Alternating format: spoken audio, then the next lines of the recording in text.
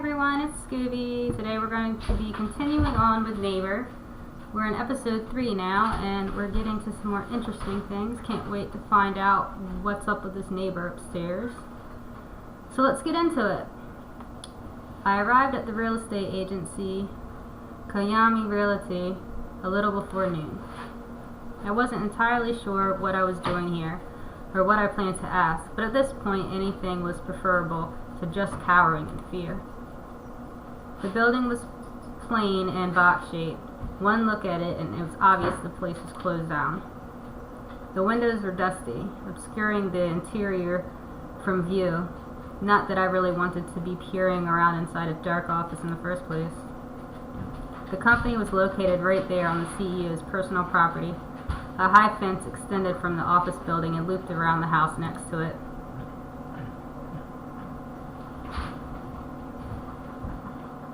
As I walked along the fence, I soon arrived at a massive gate, beyond which I could see a large old-fashioned house.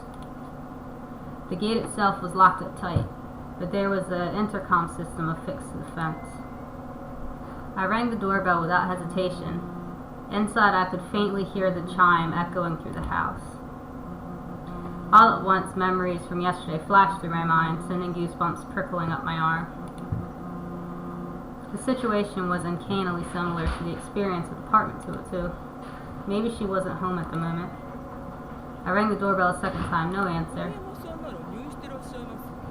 If you're looking for Kayomi-san, he's in the hospital. She's in the hospital. Ah! The sudden voice behind me made me jump. I whirled around to find an unfamiliar woman standing there.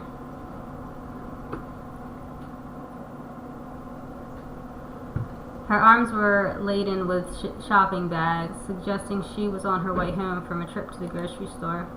Her apron was embroidered with the text, Aliso. Perhaps that was her name. You're here to visit Koyomi-san, yes? Well, I'm afraid she's laid up at the Hashida General Hospital. Is she sick? Can't say. Haven't seen her since the ambulance came and took her away. They say she's been getting worse and worse ever since her husband passed. There's a term for folks like this. Gossipy old neighbor ladies. Perhaps coming here was worth my time after all. How did her husband pass? Oh, you haven't heard? The man hanged himself. Sure enough, it seemed Alessio was more than willing to talk. So far, so good. At this rate, maybe I could get something useful out of her. He hanged himself? Was his business not doing well? Don't be silly. He was practically the king of this district. He could sell property on his name alone. Why commit suicide then? Well, just between you and me. Yeah, you and me and everyone in a 10-mile radius, I thought. Naturally, I kept that little comment to myself. They say he was possessed. Possessed? By what? A ghost, obviously. Just before he died, Suzuki-san across the street heard him screaming. It's all my fault. Please forgive me. I wonder if he got on someone's bad side then. I mean, with all the money he made, he was bound to land himself in trouble at some point. Plus, I heard he was quite the philanderer. No kidding. They say he had a mistress living in one of his apartment properties, too. If you ask me, it's no wonder he got himself possessed. It all sounded like typical neighborhood gossip, but something about it stuck out to me.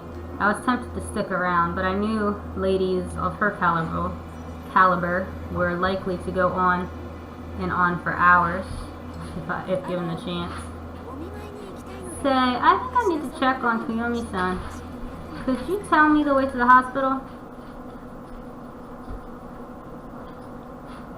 All hospitals are basically the same. People milling around in a frenzy, many of them clearly unwell. I knew better than to expect any different. That was a hospital's whole purpose after all. But I still didn't like it. All in all, it felt so unsanitary. Yeah, hospitals are gross.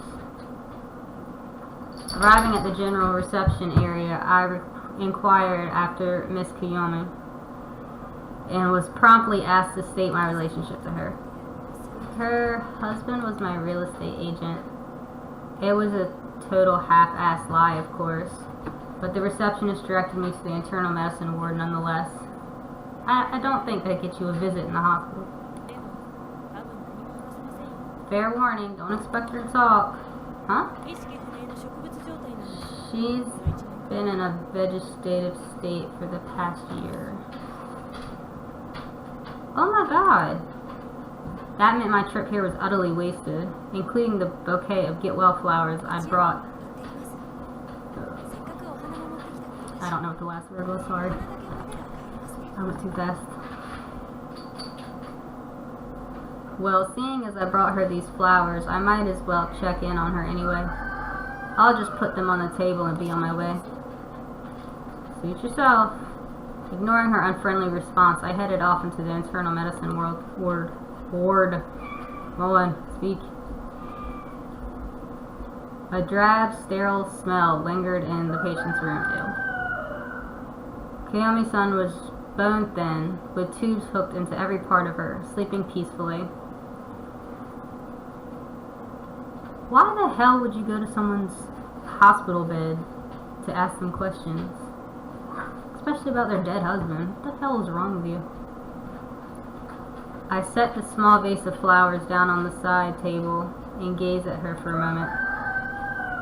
This lead may have been a dead end, but hey, I tried. After that, I promptly turned and left the room.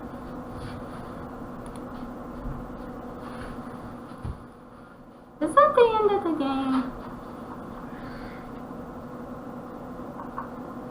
Did it just start me over? Oh my god. Well, that was the end of the game, apparently. It really wasn't a game. I just read and did absolutely nothing. The dialogue in this was okay, but some of it was contradictory to itself, and some of the things that she said were just the most idiotic. But it wasn't horrible writing. Anyway, this was not a game. And there is no resolution to it, which makes it kind of frustrating. So, anyway, hope you liked it. If you did, like and subscribe. Wish it was a better ending.